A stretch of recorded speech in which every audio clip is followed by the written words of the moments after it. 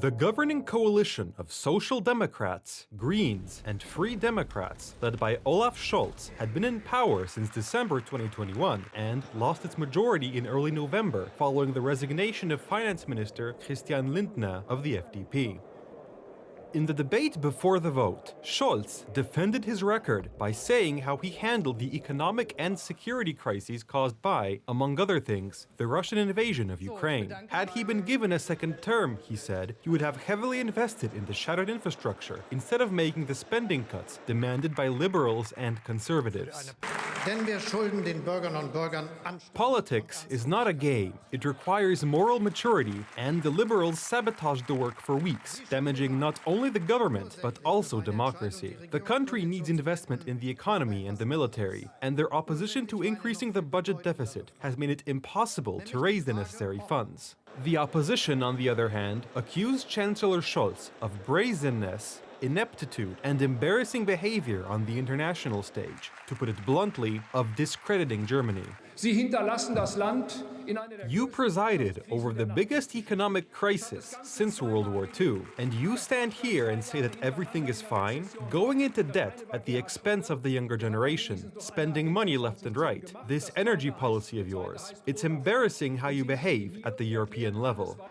Experts predict that next year will bring further challenges as German industry slows down and major brands that have been industry cornerstones, such as Volkswagen, look to cut production. On top of that, consumer sentiment is falling due to fears of job cuts.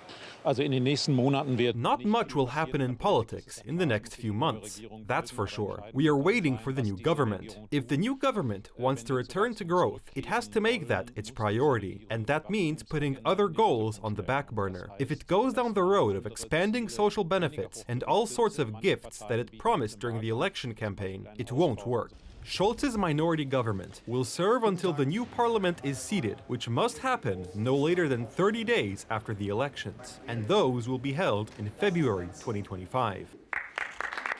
It's not just Germany whose politics are reaching a fever pitch, but also Canada. Deputy Prime Minister and Finance Minister Chrystia Freeland was supposed to present the budget to Parliament yesterday, but she unexpectedly resigned. The new Finance Minister is former Public Safety Minister Dominic LeBlanc.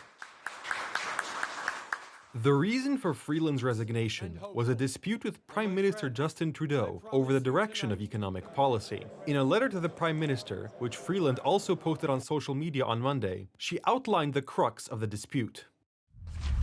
Our country today faces a grave challenge. The incoming administration in the United States is pursuing a policy of aggressive economic nationalism, including a threat of 25% tariffs. We need to take that threat extremely seriously. That means keeping our fiscal powder dry today, so we have the reserves we may need for a coming tariff war. That means eschewing costly political gimmicks, which we can ill afford and which make Canadians doubt that we recognize the gravity of the moment. Chrystia Freeland's resignation has not only shaken the Trudeau government, but also sparked an open revolt among Liberal MPs. More and more voices are calling for the Prime Minister to step down, which could soon lead to early elections in Canada.